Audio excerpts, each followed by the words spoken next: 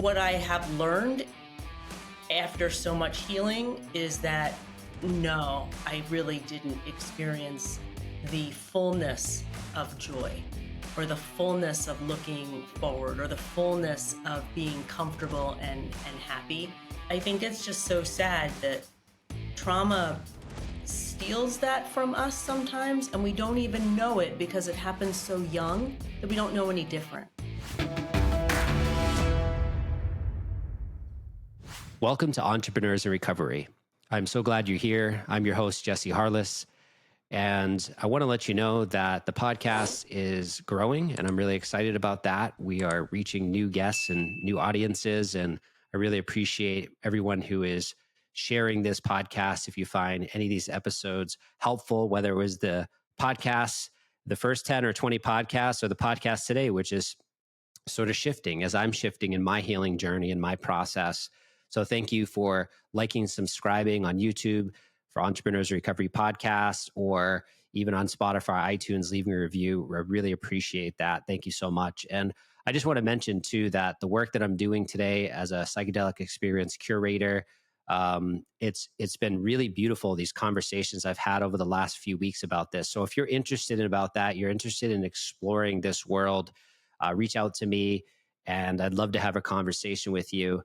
I'm really excited about today's guest. So today's guest is Jill Sitnick, and Jill is someone who has utilized MDMA-assisted therapy for the healing of her PTSD. So this is a really great conversation for the therapeutic benefits of MDMA and MDMA-assisted therapy. So if you are curious about that, you want to learn more about some of my experiences, but really Jill's experiences and the details that she went into in this episode. It's really profound. And the resources that she shared, I think this is going to be really helpful and eye-opening for people who want to learn more about MDMA-assisted therapy. So I really hope you enjoy this episode. Hi, Jill. Welcome to the show. Hi, Jesse. Thank you so much for having me. Yeah, I'm really excited about this interview today for a few reasons. One, because you're another person in the space that has reached out to me to be on the show, which I'm very honored with. So I must be doing something right. But I was watching your content for months before you reached out to me, and you didn't know that because we didn't know each other. But I really love the fact of looking at your posts on LinkedIn and how bold your posts were, and that's what stood out to me. It was like, wow, you are posting all of the things, and many of the things that they're tough to navigate. And LinkedIn is an interesting place because it's not like other social media. I feel it's a little more, I guess you could say, professional, but your posts were professional, but they were also like putting out all of this content that I'm excited to get into today, because I don't see anyone else speaking really about that consistently about this space, and particularly MDMA-assisted therapy. So I'm really excited to dive into that with you today. So welcome to the show. I am ready. Thank you so much. That's a beautiful compliment. The stuff I do, I never attribute the adjective bold to it. So I will take that compliment. Thank you very much. Yeah. Yep. That's one way to describe what you do. And you have to be bold. I think nowadays you have to be bold, and we're going to get into that. And I want to hear if you'd share with the audience about your story a little bit. I'd love to get to know Jill. And how did you go from, I believe you were a teacher and you worked for different corporate massive companies. How did you move and transition from, the Jill all of that of the past to who you are today with all this really helpful educational content and all the stuff you're providing? Yeah. How did I turn from high school English teacher to being an advocate for MDMA therapy for PTSD, right? Mm-hmm. Yeah. Well, so in a very, very encapsulated summary, in my late 40s, I wound up having a PTSD panic attack that would not go away. And it was primarily widow's fog ending because my long-term partner had passed away about 18 months before that. And what I did not know is that trauma from our childhood stays in our bodies unless we start to work with it. I had never worked with it before. I didn't even understand that premise. And I went back to my therapist who had helped me with my grief work. And as I progressively got worse, the hypervigilance with the PTSD, the thinking doom and gloom, the universe is against me. Within a month, I'm going to lose my house. I'm going to be living in the car. I'm going to be poor. Just stuff that my brain knew couldn't happen, but my body was just 1,000% sure awful things were going to happen. We did the normal talk therapy, antidepressant, Wellbutrin protocol for a couple of months, and I continued to decline, unfortunately. And then the universe just kind of stepped in because my therapist was training to become a psychedelic assisted psychotherapist at the time. And she put the offer out. I said, no, I don't do drugs. Have you met me? Microsoft girl, corporate girl, own my house. Like, have you met me? And I had to go do some research. I went to maps.org. At the time, they had the 2 clinical trials out. And the combination of my trusted therapist, the fact that the existing protocol was not working, and the research is what allowed me to say yes. And then basically 1 year, 3 therapeutic MDMA journeys with my therapist and guide, who was her mentor in the program, who was a medical doctor at the time. I joke I had like the Cadillac of MDMA therapy, right? Underground. 3 therapeutic journeys, and I no longer qualified for a PTSD diagnosis. I still had CPTSD things to deal with, which I have continued to deal with. But the suicidality, the universe is out to get me, the constant running a race with a rucksack that I'm never going to win, all of that stopped at the end of the 3rd journey. So that's why I clarify that at that point, I no longer qualified for a PTSD diagnosis. And from that, one of the things that was a little challenging when I went through the process, and this is years ago, this is like 2020, 2021, most of the information I could find about it was, anecdotal on Reddit. And I said, I'm used to being a teacher. I communicate well. I do not look like the stereotypical psychedelic girl that I had in my head, right?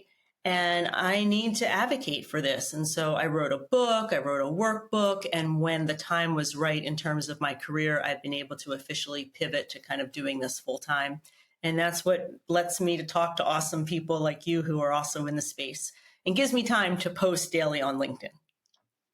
Yeah. Well, we appreciate of the work and the bold journey that you went on. And you do document that in your book, Rescuing Jill. And there is, like I said, maybe the way I opened up the podcast about being bold, for you to go and utilize these therapies, obviously we're navigating, it's not legal in the United States. So you had to navigate and find an underground therapist or an underground facilitator. And which was my therapist. I didn't have to find anybody. I fell into this therapy. Yeah. And that's really bold because complex trauma, complex PTSD is something that you are really seeing explode lately, especially COVID, post-COVID. People are really tuning into like, wow, these are the things that didn't happen to me over time that caused the neglect or abuse constantly, emotionally. It doesn't have to be physical. And just over time, it builds into your nervous system. And as we know from The Body Keeps the Score or Healing Trauma from Peter Levine's work or Gabor Mate's work, the body, the issues are stuck in the tissues and the fascia, and definitely the brain it can be impacted by that. So for you to go and utilize MDMA-assisted therapy to address that and then have the outcomes you had and then document it, that's amazing. So thank you for doing that. And I think it's really important to come from it from that way. And I know people meet, psychedelic medicines all different ways, but thank you for documenting your journey. And then now it's a constant educational content that you provide through YouTube in the LinkedIn space. But I'm curious about the therapy itself, MDMA-assisted therapy. Why was it, you had tried other therapies? What was different? What broke through with this therapy? Was it the actual medicine journeys, or was it the integration of what happened? Oh, beautiful question. Beautiful question. I think what's important to understand about where I was in my symptoms, I was pretty much in a PTSD crisis, high anxiety, high hypervigilance, suicidality. Like, I don't know if I hadn't gotten treated, if 3 or 4 months later, if I would have not tried to not be here anymore. That's how bad it was getting. So, with that on the table, why was it so bad? And that's what I had to kind of figure out. The intentions for the very first journey were just all about fear. Why the heck am I so scared when reality is the exact opposite? I had plan A, B, C, D, E. Any abused child in life will usually have a whole lot of safety nets if they've been afforded the opportunities to create safety nets in adulthood. And that's what I had. So why was I still so scared? So the very first journey, and we're talking therapeutic doses of MDMA, as you know, we're not talking, party doses and things of that sort. So relatively light doses. For the very first time so it took the capsules, I would say within an hour and a half to 2 hours in, for the very first time, I was able to share with two people that I was 1,000% sure that if my father was in the room, he would have his hands around my neck trying to kill me. That was the fundamental fear. I really thought that and at the time my father was alive, he was in Florida, I was in Pennsylvania. I really did think there was this impending threat. And so that fear, what MDMA allowed me to do, and one of the reasons why I talk about this from a patient perspective, there's all the research and serotonin and all that kind of stuff.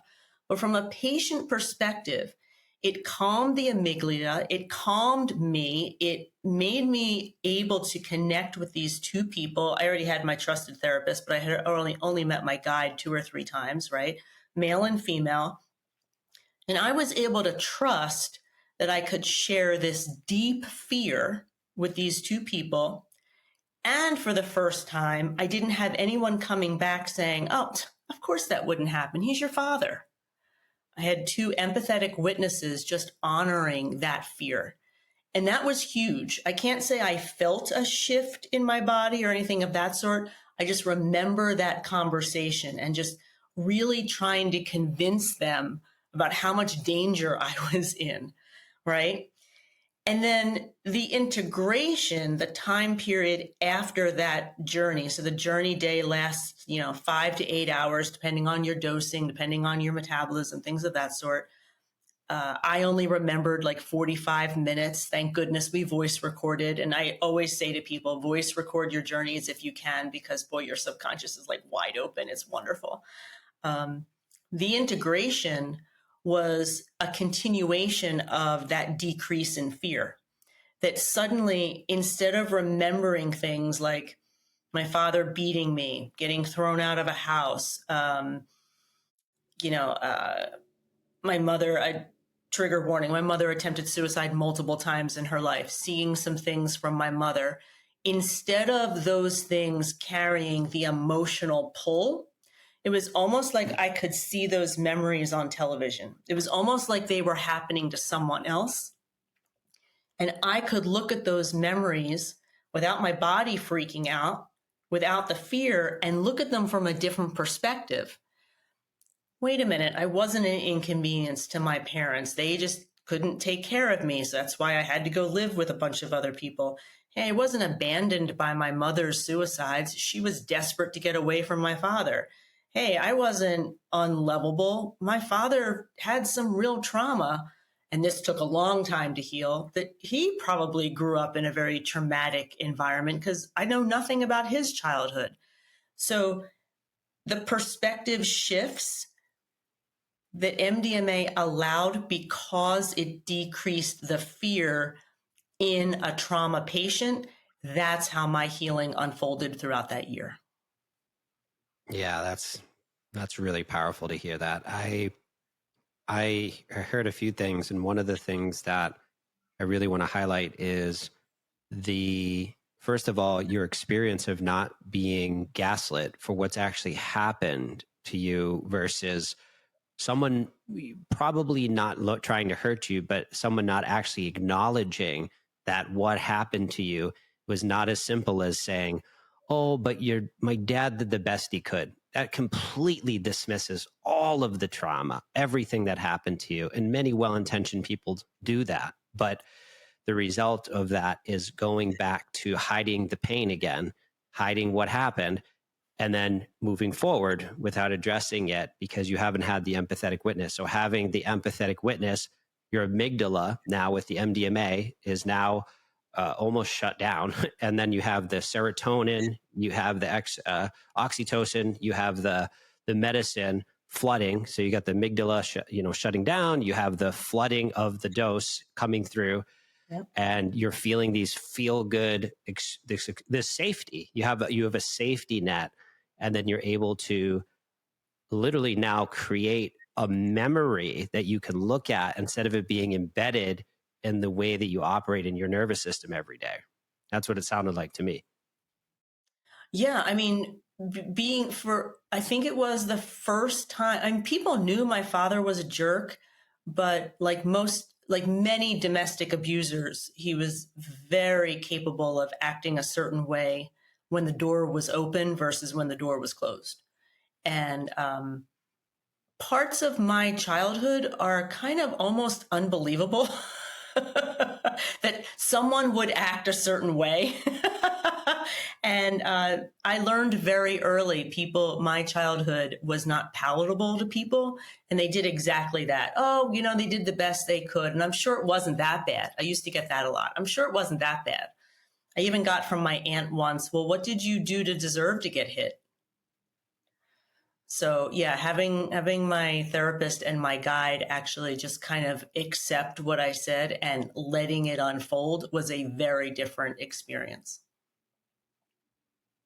Yeah, that's really just one of the most important aspects of the therapy of the integration is having that compassion for yourself, that self-love, in the acknowledgement of the truth of what happened, and then being able to hold that, and then with the right person, safe people, hold that with you, and then you can work on it and then bring it up later with them and work on it, can continue to work on it so that you can see how many things spiraled because of that, how many things happen as a result of not processing that part of you, all of the results of what you did, maybe even the career you created, the relationships you created.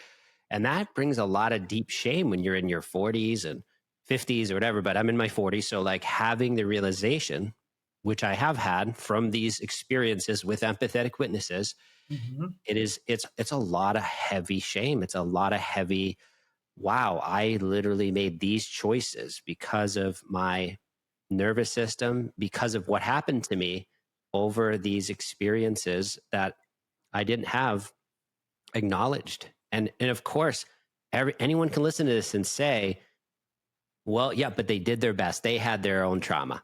That does not address or help or heal. It damages and adds to the complex PTSD. So this is just an awareness to anyone listening that it's really important to understand that these experiences, especially in childhood, when they're being shared, if someone's sharing that with you, that's an opportunity just to listen. Like, let that, because Yeah. and fortunately too, not everyone is a therapist, but at the same time, that's an opportunity there to listen. And luckily, you had trained guides and facilitators. So that kind of brings me to my next question: is how important is it to have someone who can have some type of way to hold that space, a trained facilitator with these medicines, because these are MDMA assisted therapy is a very big experience. It's a very big experience, and it can go either way. It can go really beautifully and have some hard times, or it could be hard the whole time. The whole time could be a dark shadow energy. I've had both happen. So how important is it to have a trained facilitator that you're sitting with the medicine? Well, so I'm super biased, and I'm the first person to say I'm super biased because I came to trauma healing being guided. And it was, I mean, I still use, by being guided and learning how the process worked, I now have been able to navigate my own medicine experience that I do individually or if I'm in ceremony. So to me, I think it's pivotal. Number one. Number two, I think if you are in a deep trauma healing situation, we heal. I have the philosophy that a lot of trauma is born out of some sort of relationship that went awry. You did not get some need met at some point, and that usually meant that somebody did not meet a need. Well, with MDMA therapy, with skilled facilitators, it is not uncommon for those facilitators to now pick up the slack and address that need. My third journey, and one of the reasons why in the book I could not figure out how to detail the depth of healing, other than literally giving transcripts. My guide and therapist reparented me in the journey. I was saying things like, well, everything's going to be bad. Nothing's going to work out. And my therapist would say, it's going to work out. I would say, I'm too much to love. And my male guide would say, can we fact check that? Is that true? I would say, I'm not good enough. And my therapist would say, you are good enough. And that's the third journey. That's a year in of working with me to tackle that level of reparenting that does not happen, I believe, kind of at the first journey state. So for me, with child abuse, I just 1,000% skilled facilitators and a willingness to kind of pick up the slack that somewhere along the line a need was not met. Does that make sense? It made sense in my head. Did it make sense coming out of my mouth? Yeah, for sure. I think, Okay. I think for sure, some people might be listening and might be thinking, well, I don't have childhood trauma. Maybe you don't.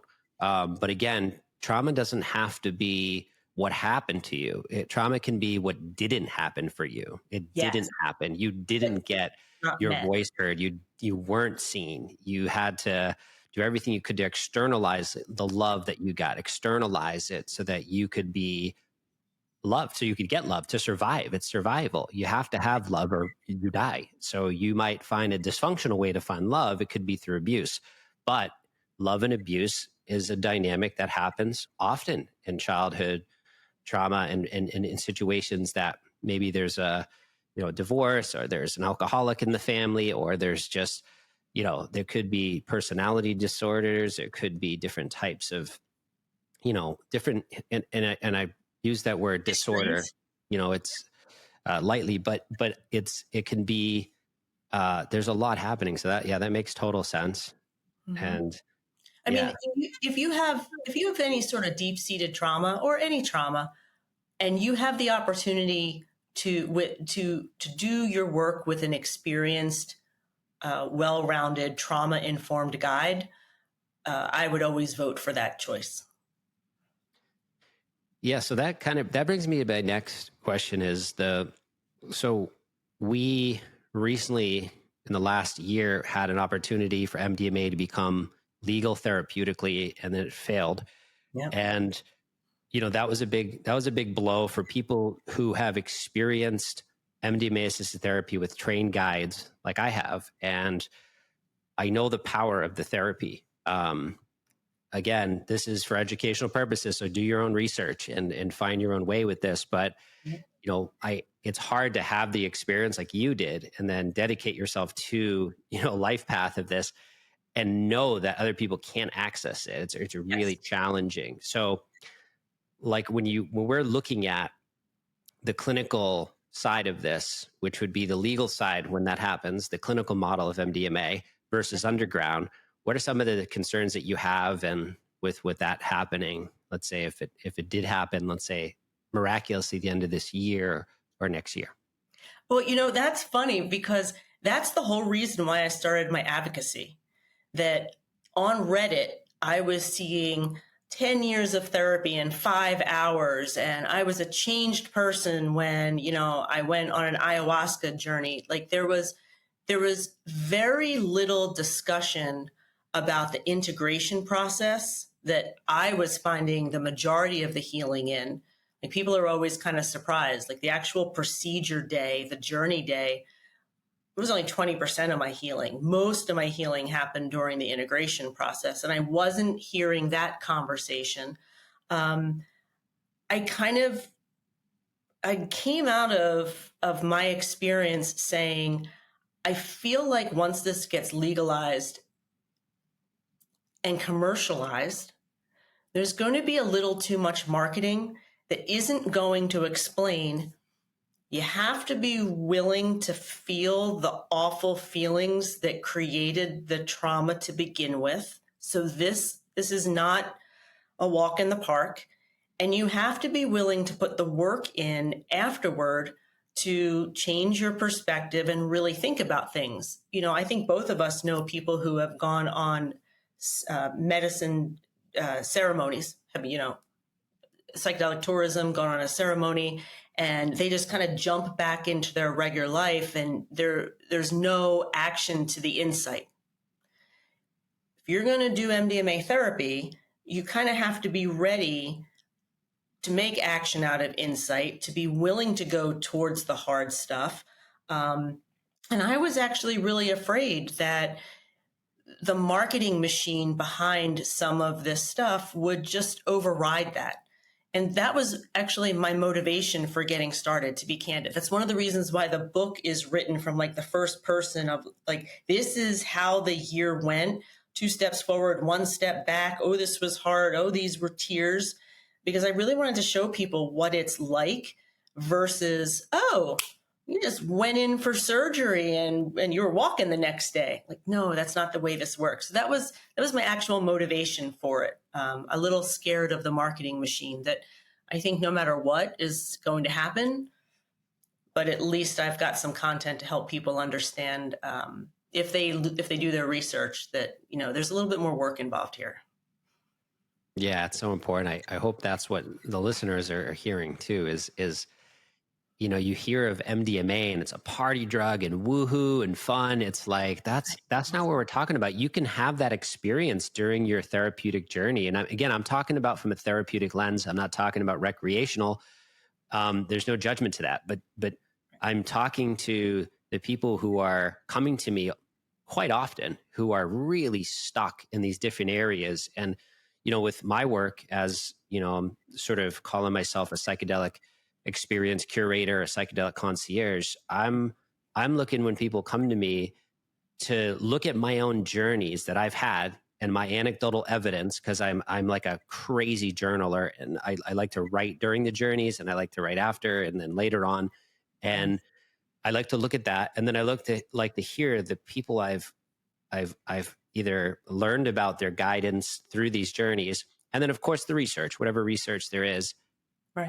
But this is the type of lens I'm coming from. And from that lens, what I find is like, it's just like with psilocybin and other medicines, like you can have a really challenging experience, like even with MDMA. Like that's what I'm trying to tell people is it can be extremely dark the whole time. I had it happen, and it's more stuff coming up. Yeah, it's the real deep guck, real deep shadow that, and you can process it because again, the amygdala is shut down. You have this oxytocin rush, and you have, of course, other neurochemicals, but there's this window of time, and it's like a sacred window of looking at that. And then, of course, then you can address it later with a skilled therapist or a facilitator or someone. But yeah, that's like the highlight of this. It's like, I think people listening, especially from the world of addiction recovery, which can be very black and white. It's, Mhm.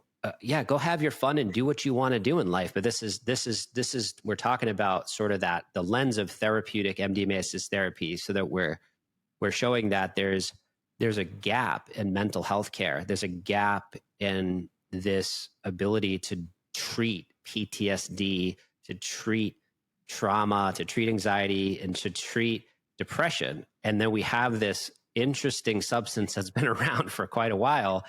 And you have people like Rick Doblin and other people trying to say, hey, listen, we've seen what this can do. Yes.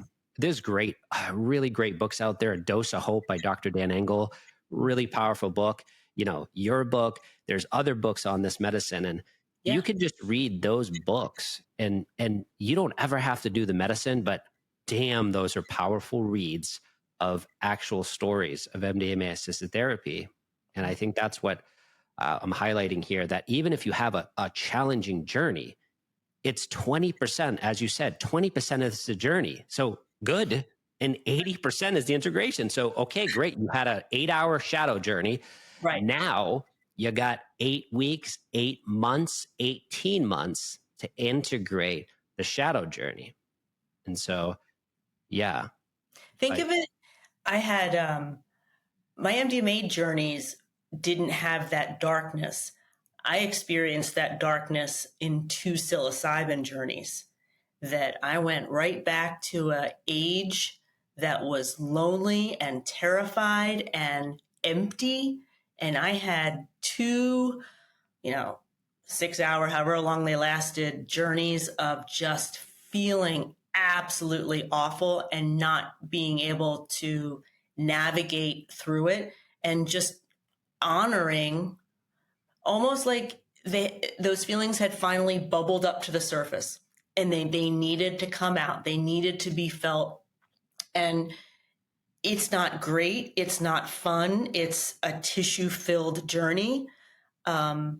But I think some people would turn around and say, oh my gosh, I'm never doing this again. That was an awful journey. It was a bad journey. No, it was an incredibly healing journey, because during the integration, I was able to figure out where those feelings came from. It's like I got a spotlight on some things I had to heal that I didn't know about. I love that you just defined it's 20%. You got some shadow work. Now go figure it out. It's been brought to your attention. Yeah, and I hear that almost universally in the space, that's really the case. And of course, the memories that you have during the journeys, whatever medicine it is, ayahuasca, peyote, 5-MeO DMT, MDMA-assisted therapy. I've been fortunate to try all of these and some others. And the reason why this podcast exists at this stage is because of these experiences. And of course, the past of abstinence sobriety, the past of the biohacking, the past of the therapy I've been in for almost 2 decades. Yeah. Like, of course, thank you for all of it. But, the fascination today is really driven by what I'm seeing being unlocked in myself and in others with not a magic pill, with incredibly humbling work that can be done with psychedelics. Oh my gosh. Somebody's subconscious is opened up right in front of you. It is a privilege and honor, and something I think should not be entered in lightly. You should not be coming out of an ayahuasca journey saying you're now going to lead people. There needs to be training and things of that sort. Yeah. Yeah. And I know there's people too in my life that have already went down the psychedelic path really hard, and they are now sober, or that's what they like to call themselves. And I respect that too. Sure. It's like we're all on a journey, and this is my part of my journey is this phase that was opened up as a portal for massive detailed memories, as you're talking about, and unlocked memories I could not access with DBT, CBT, EMDR, breath work, cold therapy. I can name 15 to 20 other things that didn't unlock these core memories that were fundamentally shaping my daily experience and the safety I felt in the world. Yes. And you can see it in my face. You can see it in the way I look. My look sort of changed as I got to the deeper layers of the trauma. I know There was exactly. a deeper piece that started to come. There was a deeper, and that speaks for itself. That's evidence in itself that, yeah, that this is a really important discussion, because that's all this is. It's a discussion, Yeah. and people, yeah. I think one of the challenging things to explain to people about medicine work, like explaining MDMA therapy, was not challenging. I knew I had to work on fear. I knew it. That's the GPS. We're going to set the GPS. We need to take the road. We need to figure out the fear. What you just said about those different healing modalities, and I'm going to paraphrase and say it a little bit different, not getting deep enough. I've had, within the past 6 months, 3 medicine journeys that went to places that I did not even know there was still an issue. Like, no amount of talk therapy would have ever gotten me to those places, because I just didn't even know. I just kind of accepted, you think you are who you are and your personality is who you are.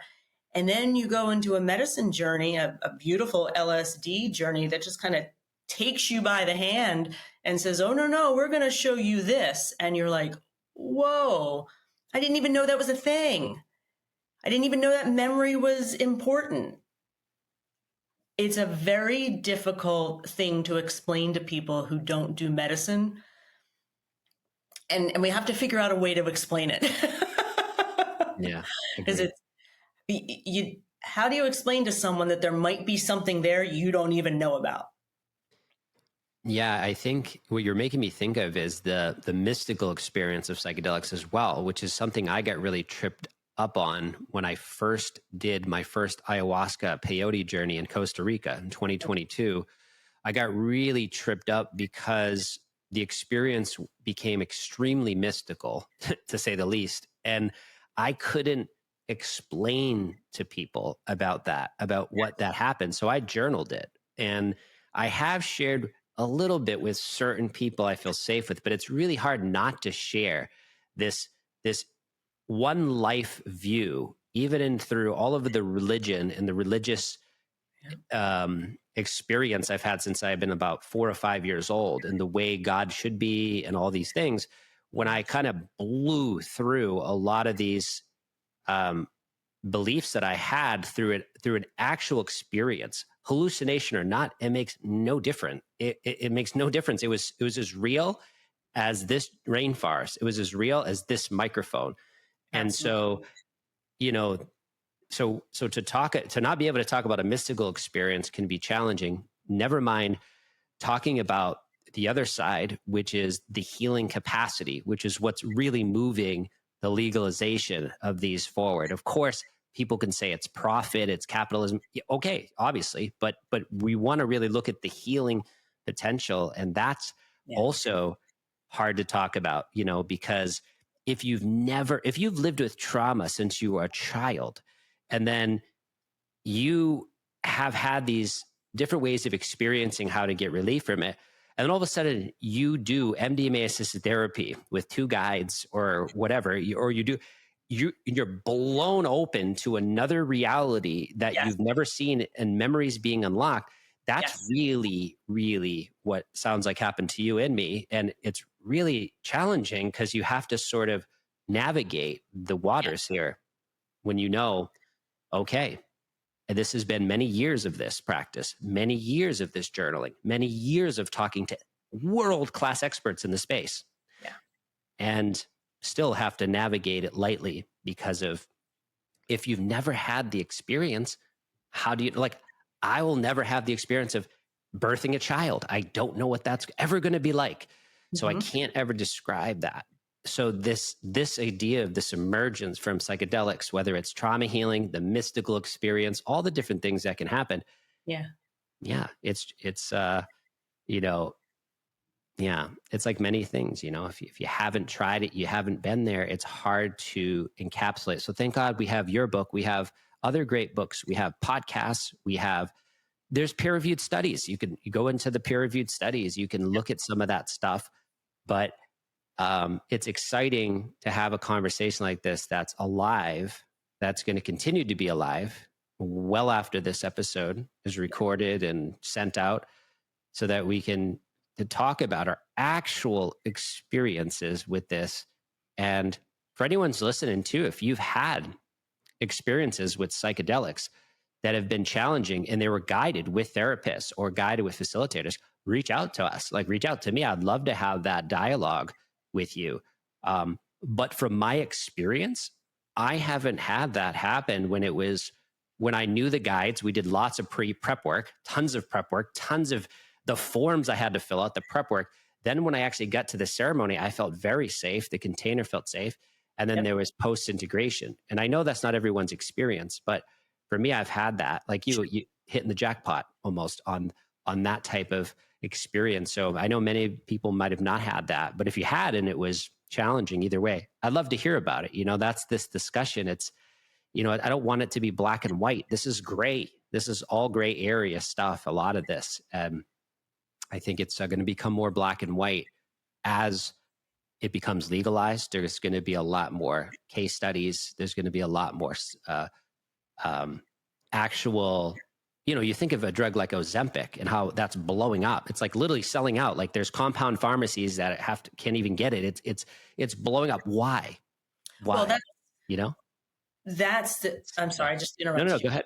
Yeah, I'd love to train your thought. I'd love to hear it. Like that's the concern, that as soon as there's a word, bifurcated. No, that's not the word. There's a word for when the FDA says that you can only give this medication in this kind of environment. Like there's a drug for schizophrenia that you can only administer if you can then have the patient under observation for a certain period of time. And forgive my memory, I'm awful. I don't remember what it is. If MDMA is approved under that umbrella, I will feel much more comfortable. If instead it is approved under, and I'm just making this up, you know, you have a clinic and you can just access MDMA and you can deliver the therapy however you want to deliver it, then I think we're going to see more off-label kind of things. And that's what then scares me with, do you only have one guide? Does that guide check in with you every hour? Is it like the clinic up in Canada that I know somebody who went up to Canada, and when the day ends, there's no one to contact? Like, I mean, I knew I could call my therapist if I needed to, if there was something going on. I'm just a little scared about how the rollout is going to be if there is off-label ability. Did that make sense? Yeah, for sure. I think, there's, I mean, because we're watching it happen in real time with ketamine, right? So we're watching the ketamine. Exactly. And if someone listening doesn't understand how much ketamine is blowing up, I'm talking ketamine-assisted therapy, how it is exploding, and we're watching already some of the things that can happen as a result of that, and some of it is not good. Yes. And so I think that, we're sort of seeing it, and I think MDMA definitely has to be treated differently. It has to be I can do ketamine assisted therapy with no integration. And so I do hope there is some regulation. And I know people are going to listen to this and be like, dude, I have free will and my body and my spirit, and I want to do the medicine. I don't want anyone with me. And I understand that too. I'm kind of coming from the lens of trauma, addiction, mental health. I'm coming from the lens of like the people coming to this. I don't know anyone who doesn't have some type of trauma. I don't think I know anyone on the planet that doesn't have something. Now, do they stick? Does it stick to them? No. Tons of people are very happy, and they've had tremendous trauma. But some people, the trauma sticks to. It's like a stickiness. And maybe It becomes them. yeah, it becomes them. And so I think, yeah, there's a big concern with MDMA rolling out and not requiring therapy. And of course, people are concerned about the cost of it, of course, because ketamine can be expensive, but it can also not be as expensive as what MDMA looks like it could cost therapeutically. Right. So yeah, we have some hurdles, and but it's definitely. I mean, I'm not a fan of some of the price tags I'm hearing. I definitely think that qualified facilitators and guides need to be compensated for the amount of time that they're putting in. I in no way, shape, or form am I discounting that. I do not think that the medicine should be marked up ridiculous amounts. And I think it's always a choice. If somebody says, I really just want to work on my stuff by myself, that's one choice. I'm talking more about maybe a consumer who might be in a crisis. And sometimes we don't make the best decisions when we're in crisis. And if there is an opportunity that maybe is not optimal to really help that person, and unfortunately they gravitate there, that's my fear. So I maybe should have been a little clearer. Yeah, exactly. That's kind of what we're trying to say. It's not to take away from someone's journey, solo, whatever. That's not what we're talking about. But yeah, so it's refreshing for me to have this conversation. It's the first time on the podcast where I've had a thorough conversation about MDMA-assisted therapy and the MDMA journey. So with that said, I'm curious about, for those listening that let's say that they are preparing for their first psychedelic therapy session. Mm-hmm. What would you recommend for them if they're preparing for their first therapeutic journey? What would be the preparation? And it doesn't have to just be for MDMA-assisted therapy. It's whatever you're getting into. Ketamine-assisted therapy is, that's obviously legal in the United States. So what is the preparatory process that you recommend for people? Okay, I'm going to start with what's going to sound silly, but I'm going to tell people to be a consumer. Before we actually get into the prep part, that the same way that you evaluate going and buying a car, going for a medical procedure, buying a house, like whatever your process is for purchasing, do not throw that out the window just because you're talking about your mental health and just instantly trust whatever's in front of you. Take that mindset. You are a consumer. You want to be fully informed about what's going to happen. Ask every single question. Make sure you ask the question, what question should I have asked that I don't know to ask? Like, too many people go into this just kind of following along. People go into medical stuff in general just kind of following along. And I've learned through other instances, you kind of have to really take the reins when it comes to your health. With that said, in terms of preparation, I love working with the body. So if you have found someone you trust who has a great track record and you really vibe with that person, because somebody can have a great track record, but you might not vibe with that person. So really make sure that you match, your energies match, things of that sort. And then when you're trying to figure out what you need to work on, because you might be saying, I'm really anxious, or I'm in this midlife thing, and I know it's about my childhood. But if you want to nail it down a little bit more, what I love to do is pay attention to my body. And wherever there's an ache, wherever there's a pain, wherever there's something that I notice, like do a body scan. And I would very often do a body scan and my neck would be on fire. Well, eventually I finally figured out that my neck on fire started when I was 10, hiding in my closet because I had just gotten beaten by my father. And that neck on fire is me feeling trapped. So neck on fire, 10-year-old feeling trapped. Oh, I feel trapped. Okay, that's probably what I need to work on in this journey. And that's kind of my favorite way, listening to your body. And if you're listening to this podcast and you're saying, that sounds really weird, I will tell you that the very first time my therapist did that process with me, I thought the same thing. I was like, what are you talking about? My body isn't telling me anything. oh my gosh, your body is a treasure trove of memories and trauma and feeling. And tapping into it has been one of the best healing modalities that I have ever come up with. So I've just given you all my secrets right there.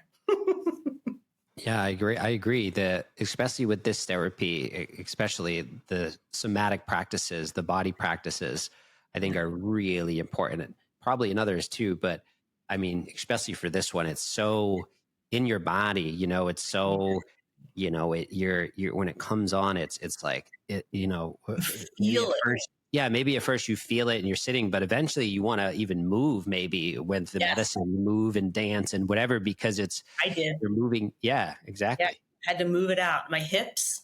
Yeah. Yeah, because that's where the it's stored, right? I remember when I had this big trauma release recently, I could describe it being stored in my kidneys almost area. Like it was like deep behind my back and my kidneys. And it's like, I don't know that's there. Like, I don't know that's going on, what's going on there. But through the experience, I could feel where it was and sort of breathe into that spot. And you become very body aware. And yeah, I think it's a treasure. And like you said, do the research, be your own self-scientist with this before you make any choices to even step into breath work. Like if you do serious breath work, oh Yeah, my God, that can be an extremely cathartic experience. So absolutely. I would say that's another important thing is there's a house gecko on my wall right now, just walking around and having a good time. So I'm looking at it. So he's probably listening, or she, to this experience going, I need to maybe think about what they're saying, because it's been a hard life out here in the jungle. But Yeah. I'm yeah, I lost my train of thought, but the point is that, Being a yeah, consumer, being a consumer consumer. and being Yeah. sound decisions, not going for the very Making sound first decisions. thing, even though it's Right. underground or whatever. Yeah, Yeah. because it may not be the right choice. Maybe the right choice is to first start a journaling process. Maybe the first is getting a good empathetic witness, a Doing therapist. yoga. Yeah, Right. yoga. Let's start there. Let's start with breath. Let's start with this. Many people who are in extreme crisis, though, or have already done that, they're sort of looking for what else is available, and that's kind of where we're getting at. I spent many years, 15 years before I came into psychedelics. I don't recommend that for everybody, but that's what I had to do in my own little journey. That Mhm. was much black and white thinking that helped me to then, when I approached this, I approached it very surgically because of many reasons: the legalities, the fear I had like crippling death fear of psychedelics, just like it was extreme fear. And I realized most people don't have that, but I had that, and that sort of helped me. That helped me to really approach this in a way that I hope others can have an experience, that have that sort of trapped survival energy nervous system, to be able to understand that, there's things to navigate here, and that's what we're talking about. And maybe the navigation process is to, for sure, start where you are, and then, if you listen to the show and you're like, wow, this is, do the research, educate yourself, and hopefully we will have an MDMA model that is legal therapeutically. I don't know when. I know Australia is moving forward with that, right? So Yeah. It's very have, expensive there, though. That's the problem. Like if we follow the same model, yeah. yeah. So yeah, it's like I said, it's nice to have this conversation and Well, thank to you. be able to talk to someone who's had the experience and has done MDMA assisted therapy, and now you spend your time educating others and helping other people integrate this. So I'm I'm curious too, though, with MDMA versus other psychedelics or Mhm. different, like, a lot of medicines connect you with what you would call maybe your true self or your essence or who you really are, what you came here to be. What is it about MDMA, when in your experience, that can help you to connect with the essence, the true Jill, the true Jesse, the actual person that's here, if that makes sense? sort of like the Yeah. real you, not the dysregulated nervous system, not all the stressors, not all of the pain, not all the real essence of you. Well, how does MDMA bring out that in an experience to remember who we really are? Oh my gosh, I'm trying to come up with an analogy and it's not working. So I'm going to bumble my way through this. Um, I know exactly what you're talking about. After my 3 MDMA journeys guided, I had 2 guided psilocybin journeys, both with my doctors, because I was no longer in that crisis stage. I was beginning the journey of the CPTSD.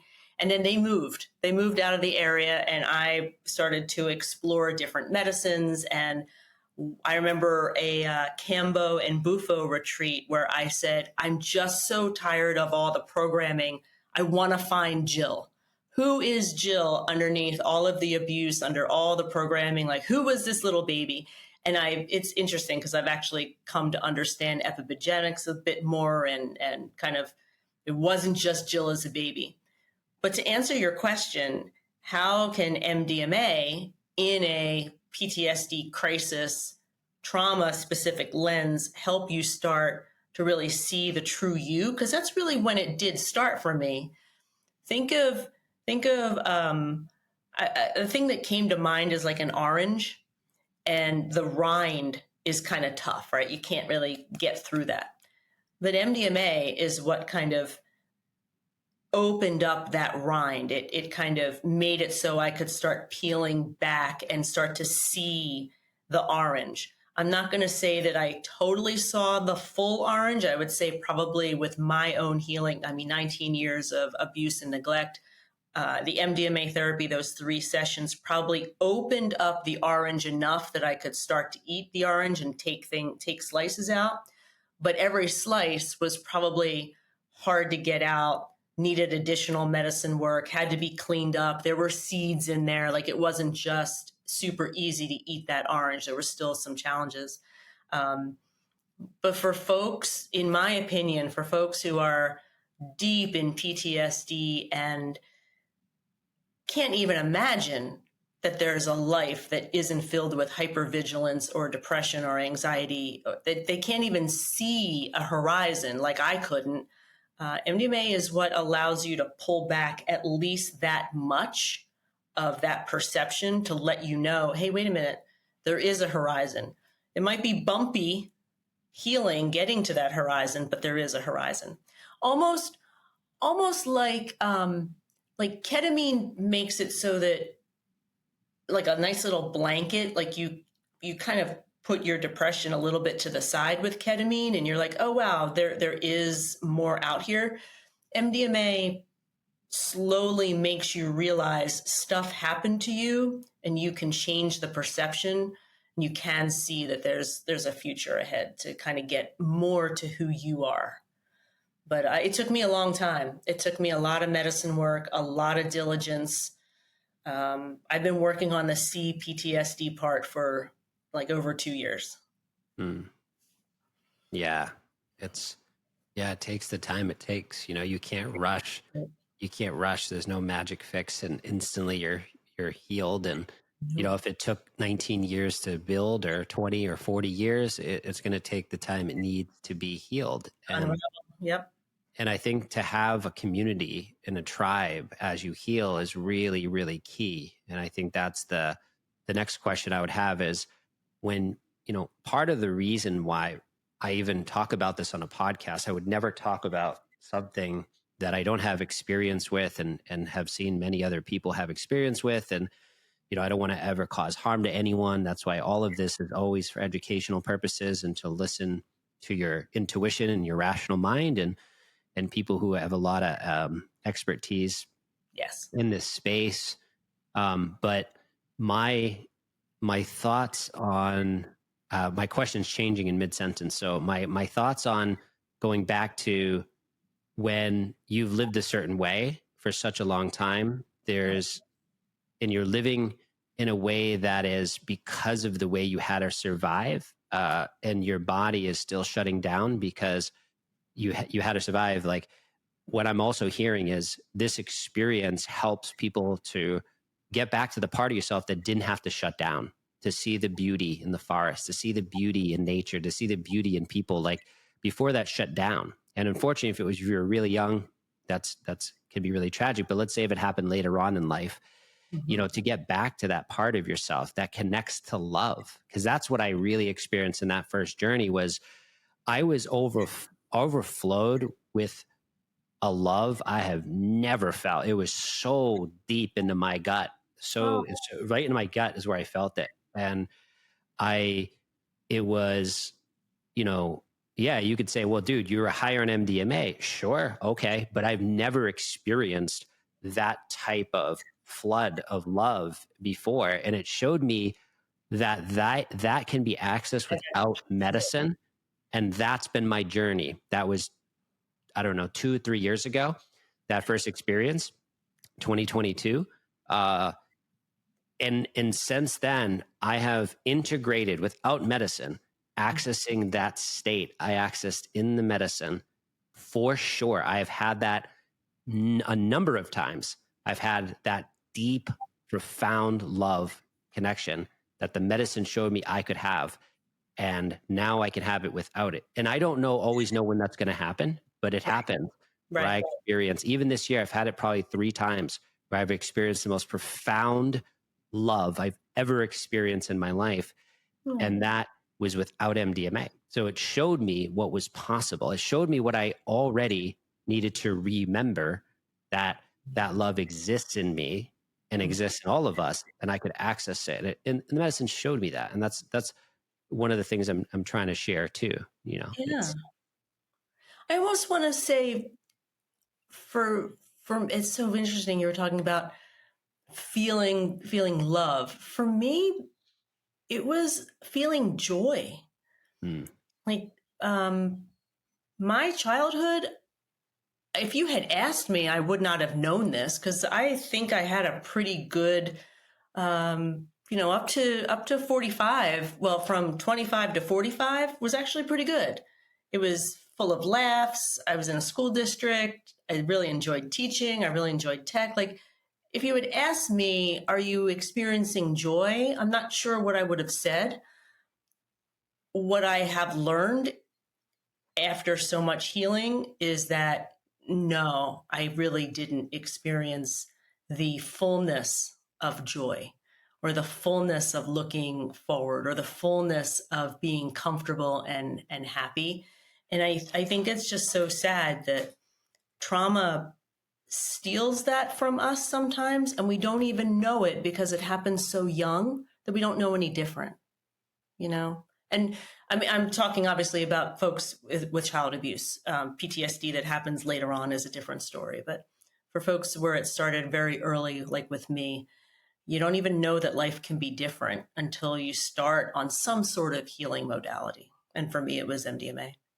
yeah, and I think that's the essence of why we do this, right? It's like when I first joined, and maybe I'll trigger someone with this, but when I first joined Alcoholics Anonymous, it was court ordered. I got arrested. It was like, you're going to this because you have to. And I share this to say, in that community, the communal capital, the love and the tribe that I was feeling there, and not everyone feels that, by the way, but when I felt that, I started to notice that, wow, there's things that I never have experienced before. I've never experienced this feeling of connection so deep before. I've never felt that. So it's like all of these things that are showing you what's possible. And that's really why this Yeah. microphone is on, is to say that there are things that maybe you have no idea that are there to help, especially with PTSD, that could unlock a reality that has been in you, but it needs to be shown to you. And maybe through this work with a trained guide therapist, you can experience it. And I think, that's kind of the essence of this. I mean, what's the gain here? I don't own a company that provides MDMA. I don't have a ketamine company. And if I did, that would be fine too, to have this conversation. And many people do. But I'm sharing this out of just pure, I want the best for people. I want them to have an experience of a profound alteration of maybe their nervous system that they've lived in for so long. Gets out of that, like you said, the hypervigilance, the survival mode, and you can just breathe, like, wow, what is it like to relax and have joy? And I love that word joy. That's so, yeah, that's a profound word that Yeah. is, Seems so simple, but really yeah, isn't. one of the keys to it all, actually. Even the keys to healing from addiction is joy. That's one of the keys that it is talked about, but not as much as maybe it should be. Because if you can find joy in life, you're not going to drink alcohol. You're not going to go and have this pull towards sex addiction and all these things. You have this purpose which is connected to joy, and that's what has worked for me sustainably. I haven't drank in almost 20 years. Of course, I've done psychedelic assisted therapy in the last 4 years, but I found joy. I found joy in my purpose in my life, and and part of that is sharing what I uncover, what I learn about, even Mhm. if only 5 people care. It's what I have to learn. It's like, it doesn't matter if it's 10,000 people listening or 5 people. Mm-mm. It's just, this is what worked for me. Yeah, please. It's the one you've already helped.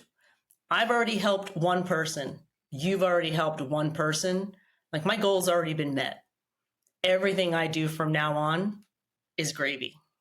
Yeah, Yeah. yeah, yeah. And I'm curious, what are you most excited about? So what are you manifesting, and what is your highest vision right now that you're bringing to life? It's funny. I'm getting recharged up on my YouTube channel. I made my YouTube channel as an educational channel and did not understand one little bit about YouTube shadow banding. Mhm. So Yeah. I'm kind of getting recharged to redo some of my early videos. One of the things you said reminded me, like, my mother said to me on her deathbed that she had a wasted life. She was depressed her entire life and she had wasted her life. And if this therapy had been around for her, she would not have had a wasted life. Mm. And so that's what kind of makes me say, I want to be a place where people can get educated about what this is like from a patient perspective. So, um, I'm understanding YouTube a little bit more. I'm cringing at some of my early videos, so I'm kind of in a super creative mood this summer. I am hosting my first psilocybin journey in Mexico. I'm sorry, retreat in Mexico in October. Mm. That's super exciting. Um, the universe told me through 3 people within 1 week, "Hey, when's the third book coming out?" And I said, "Okay, universe, are you bashing me over the head? What's going on there?" So I have a rough outline of that. I have no idea when that'll get done. My Yeah. editor is already bugging me, but I That's have exciting. learned. I have learned I'm a creator, and creating the book, creating the educational YouTube channel, creating the retreat, creating the kind of retreat that I want to go on that has educational workshops. My co-facilitator is very, very spiritual. I'm very trauma informed, that beautiful mix. I went to a retreat at this location. I totally trust the owner. I totally trust the food. Like, I'm so looking forward to, I hate to say it, like going back to my classroom days and going back to my corporate event days and just making a beautiful healing experience for people where they walk out being able to make their insights actionable. Like, it's one of my taglines. There's a lot of cool stuff on the horizon. Right now, it's kind of like the lazy summer days, but I think fall's going to be kind of busy for me. So thank you for asking. I get Yeah, kind of excited when I talk about that's some cool exciting. stuff I'm doing. Yeah. Yeah, that's really exciting. I'm curious, how can people work with you, reach out to you? How can they learn more? Oh, yeah, yeah. I'm the Journey Sage. Going back to my teacher roots, the teacher of the journey. My website, www.thejourneysage.com, and on YouTube, I'm the Journey Sage. And just, reach out. I have some consultations if you're like super, super serious and have you some specific things. I have short little meetings if you're like, you've got 2 questions and you just want to get them answered. But I also have my email up on my website if you like to do that and just like shoot me an email. I don't want anybody to not get I think like you, I would rather spend the time to get your question answered so that you are well informed versus you not getting an answer from somebody who went through it, kind of thing. So I try to make myself available. Yeah, I appreciate that. And that's a pretty rare thing in almost any space, but especially this space, is to be available for someone to answer those questions, even at no cost. I mean, let's be honest. I get messaged on Instagram and all these different places, and I'm not saying, okay, here's my fee. I will answer it. And if they need a thorough consultation, well, obviously then that's That's a different. little different. Right. But like giving someone on the spot, here you go. And I know people are very busy, have big platforms and sometimes, but yeah, so that's exciting. I also want to mention the resources on your site are really amazing too. The MDMA for PTSD. So check that out too. I was looking at your resources and just thank you for providing that. That's a really I tried to aggregate. I didn't want people to have to resort to Reddit. Yeah, like you did. Yeah. Yeah. Well, you know what? This is exciting. So I think, we'll have you back on, maybe when the birth of the next book is moving forward. And then we'll check in again about the state of MDMA-assisted therapy, what we've learned, what is emerging, and how they structure it. Yeah. What we've learned about ourselves. So I'm excited I'm excited for today, and thank you for coming on, and I'm excited for our future conversation. Oh my gosh. What a beautiful conversation. Thank you so much. Yeah, you're welcome. Thank you for checking out Entrepreneurs of Recovery podcast. We are so appreciative that you are here. Make sure you go ahead and like and subscribe to the show on YouTube. Leave a review on iTunes and Spotify so more people can find the show. Once again, thank you so much. We have great episodes and content come out in the future. Thank you for being here. Have a blessed day.